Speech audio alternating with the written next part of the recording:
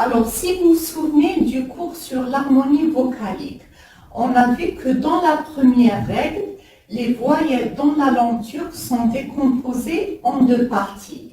Il y a les voyelles dures qui sont les A, E, O et le OU, et les voyelles douces qui sont les E, I, E et le U. On commence en premier avec le directif.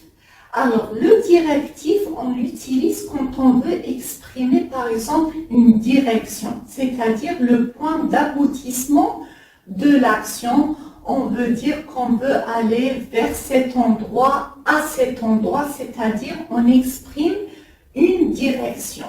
Et pour exprimer le directif dans la langue turque, on utilise ou bien le suffixe a ou bien e à la fin du mot.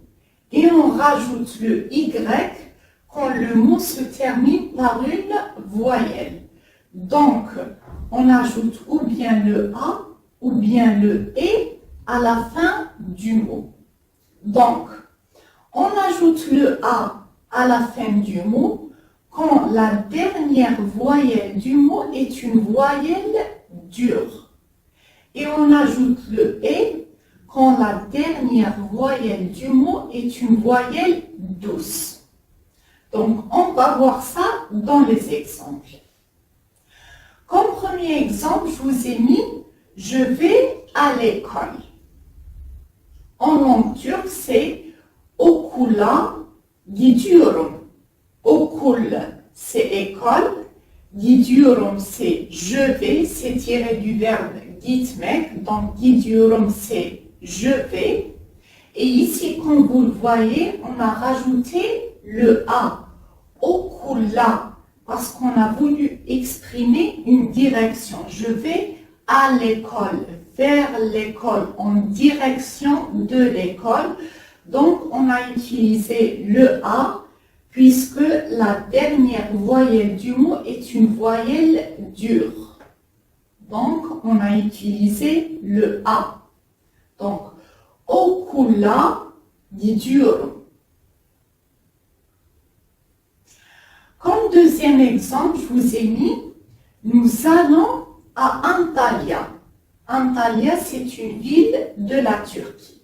Donc, nous allons à Antalya, en langue turque, c'est « Antalya'ya gidiyoruz ».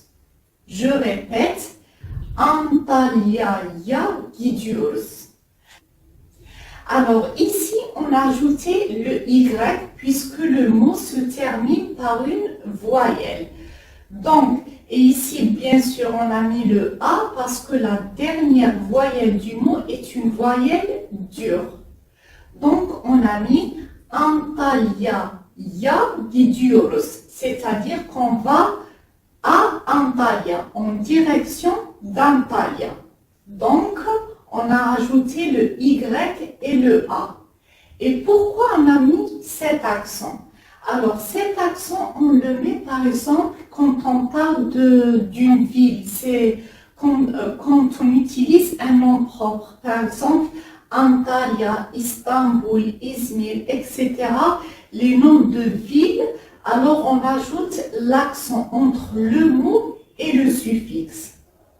Donc, ici, c'est Antalya'ya gidiyoruz, puisque la dernière voyelle du mot est une voyelle dure et le mot se termine par une voyelle.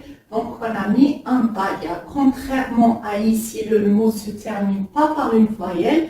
Donc, on a mis directement le A. Maintenant, on passe à l'exemple « Je vais à la mer ». Je vais à la mer qui veut dire, en langue turque, « Denize gidiyorum ». Alors, deniz, c'est la mer. Gidiyorum, je vais. Donc, puisque la dernière voyelle du mot est une voyelle douce, donc on a utilisé le suffixe et. Denize, à la mer, vers la mer. Denize, on a exprimé une direction qu'on allait à la mer. Donc, c'est denize gidiyorum. La dernière voyelle du mot est une voyelle douce comme vous le voyez. Donc, on utilise le suffixe et.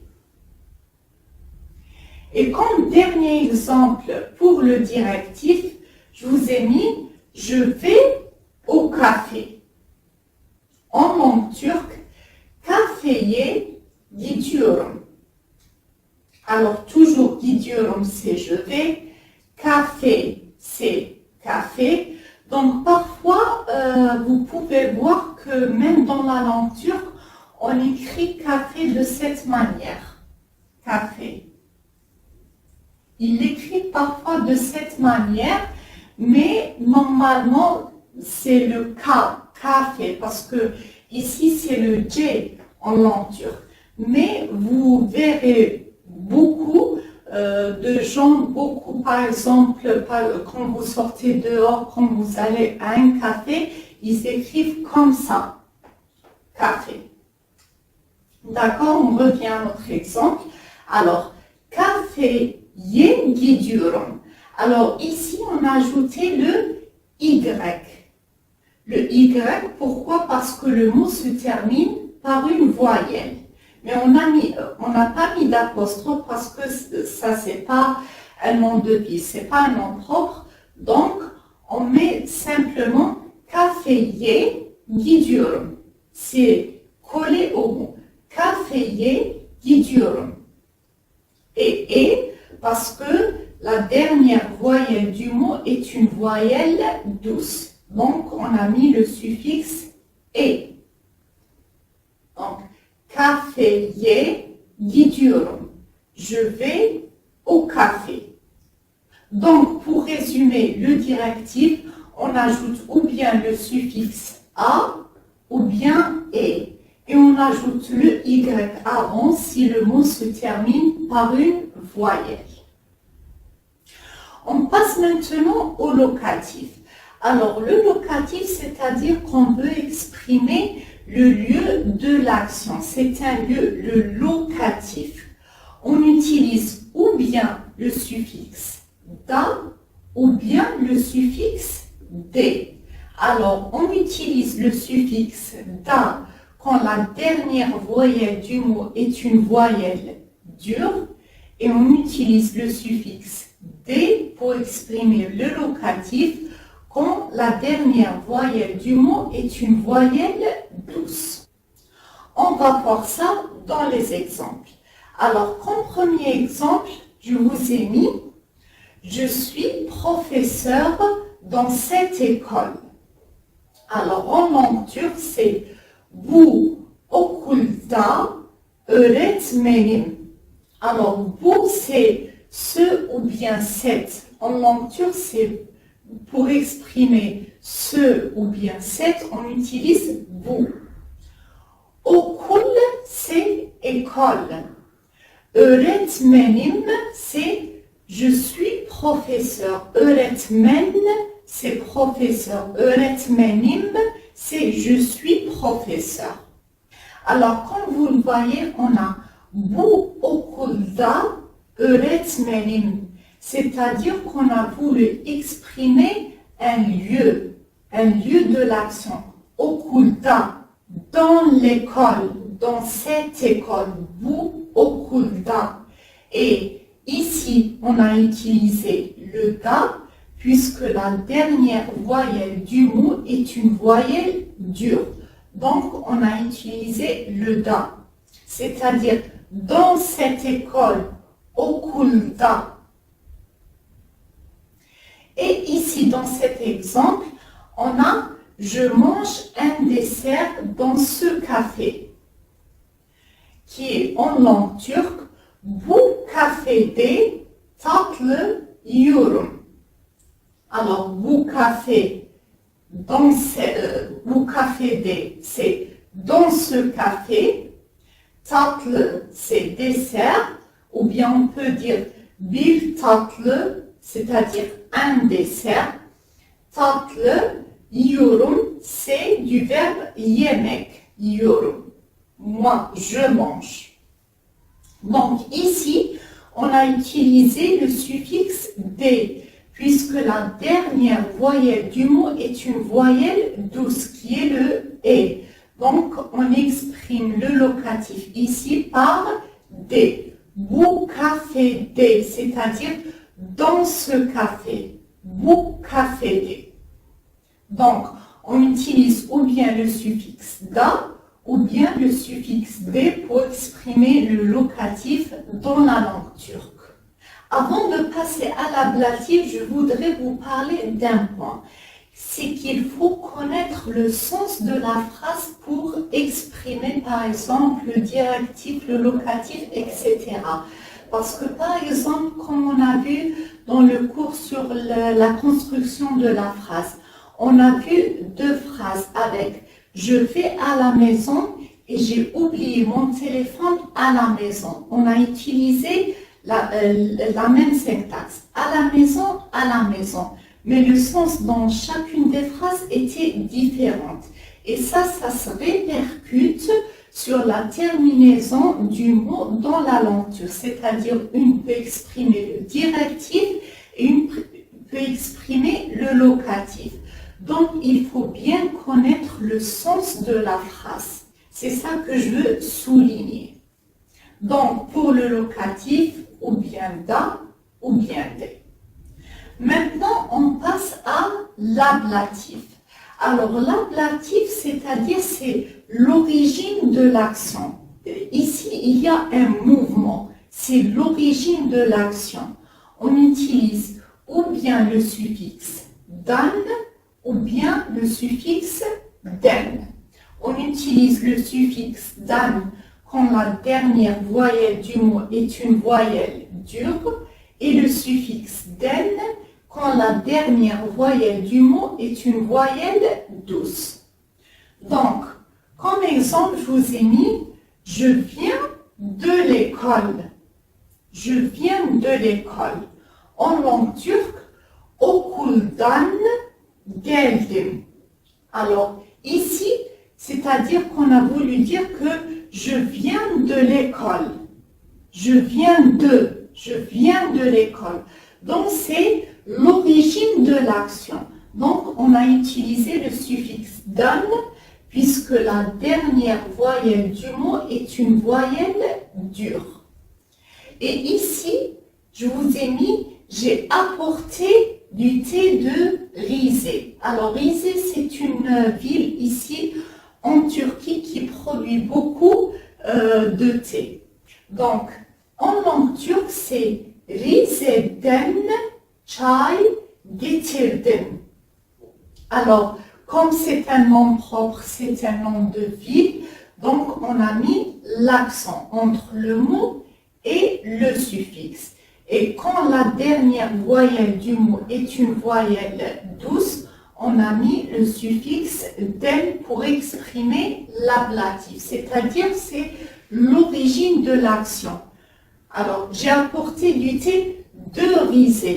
Je viens de l'école. C'est l'origine de l'action, c'est-à-dire ici il y a un mouvement. Donc, on utilise ou bien le suffixe dan, ou bien le suffixe den à la fin du mot. Et toujours, on utilise un accent, comme ici, entre le mot et le suffixe, quand c'est un nom propre, par exemple, un nom de ville, comme ici aussi à Antalya. Alors, aussi dans ce cours, il y a une exception qu'il faut connaître. Alors, ici, comme vous le voyez, j'ai écrit le chez, c'est, che, fe, he, pe, te et ke. Alors, ces consonnes dans la langue turque sont appelées les consonnes sourdes. Retenez bien ces consonnes. Alors, je répète, le chez, c'est, che, fe, he, pe, te et le ke. Dans la langue turque, ce sont des consonnes sourdes. Alors, quand le mot, par exemple, le mot sur lequel on veut appliquer le locatif ou bien l'ablatif, quand le mot se termine par l'une de ces consonnes sourdes, alors le locatif, c'est-à-dire le suffixe du locatif devient ta ou bien te. Et le suffixe de l'ablatif devient tan ou bien ten. C'est-à-dire ta quand la dernière voyelle du mot est une voyelle dure et te quand la dernière voyelle du mot est une voyelle douce. Et tan quand la dernière voyelle du mot est une voyelle dure et ten quand la dernière voyelle du mot est une voyelle douce. C'est-à-dire que juste le D devient T. C'est la même règle, mais le D devient T. Donc, quand le mot se termine par une consonne sourde, alors le D devient T. Je vais vous mettre ici maintenant un exemple. Alors ici, je vous ai mis deux petits exemples juste pour comprendre cette exception. Alors dans le premier exemple, je vous ai mis juste dans ce parc. Par exemple, on a voulu exprimer le locatif ici, un lieu, dans ce parc. Alors parc, dans la langue turque, ça s'écrit park, avec un quai à la fin. Donc, puisque ce mot se termine par une consonne sourde, qui est le quai, donc dans le locatif, on n'utilise pas da, mais le da devient ta, c'est-à-dire que le D devient T. Donc on dit bu parkta, dans ce parc, bu parkta. Et on a utilisé le A puisque la dernière voyelle du mot est une voyelle dure.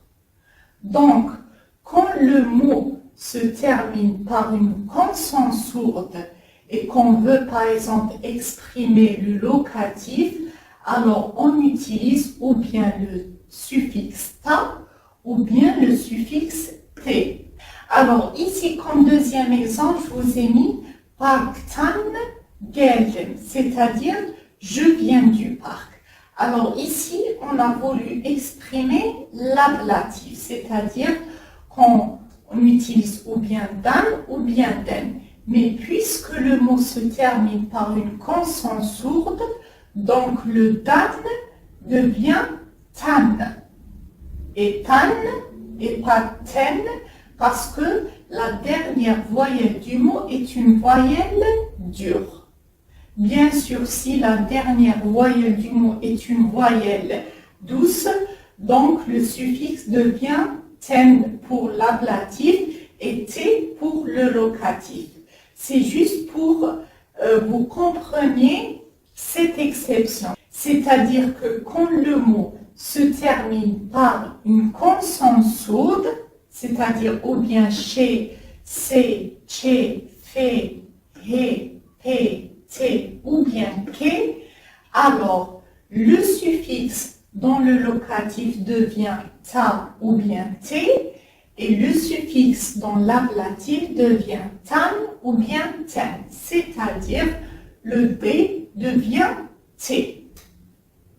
Donc, pour résumer ce cours, pour exprimer le directif dans la langue turque, on utilise ou bien le suffixe A ou bien le suffixe E et on ajoute le Y avant le suffixe quand le mot se termine par une voyelle.